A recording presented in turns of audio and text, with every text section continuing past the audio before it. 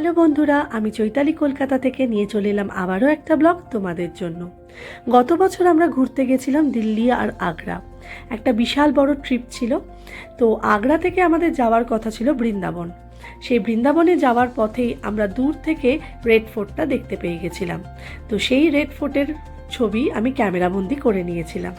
তোমরা কারা কারা গেছো এই রেড ফোর্টে জানিও কমেন্টে। বৃন্দাবন গিয়ে প্রথম দিন আমরা চলে গেছিলাম প্রেম মন্দির। বৃন্দাবনের এই প্রেম মন্দির শুধুমাত্র একটি ধর্মীয় স্থান নয়, এটি একটি শিল্পের নিদর্শন, ভালোবাসা, ভক্তি এবং সৌন্দর্যের এক অপরূপ মিশ্রণ। চলো তোমাদেরকে ঘুরে দেখাই এই মন্দিরের সৌন্দর্য।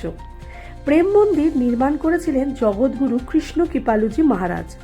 এই মন্দিরটি তৈরি করতে সময় লেগেছিল প্রায় 11টি বছর। 2001 সালে এই মন্দিরটির কাজ শুরু হয় এবং 2012 সালে জনসাধারণের জন্য এই মন্দিরটি খুলে দেওয়া হয়।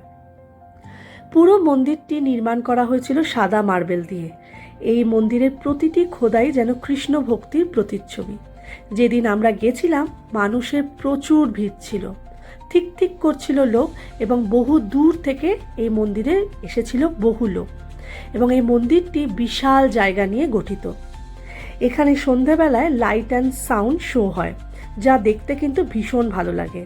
আর মন্দিরের চারপাশে রাধাকৃষ্ণের বিভিন্ন লীলা ভাস্কর্য দিয়ে সাজানো, যা এই স্থানকে আরও জীবন্ত এবং আকর্ষণীয় এবং আবেগপূর্ণ করে তুলেছে। আমার এখানে এসে কিন্তু ভীষণ ভালো লেগেছিল। ভক্তি, বিশ্বাস আর ভালোবাসায় ভরা এই স্থানটি আমার মনে হয় সকলের একবার ঘুরে দেখে আসা উচিত। যারা বৃন্দাবন যাওনি, যদি যাও অবশ্যই এই মন্দিরটি একবার ভিজিট করো। তোমাদের সবার খুব ভালো লাগবে।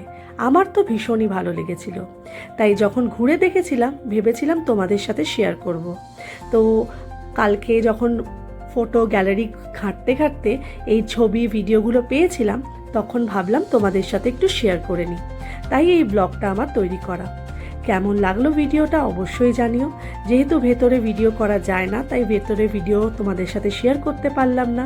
সবাই খুব ভালো থেকো, সুস্থ থেকো। দেখা হবে পরবর্তী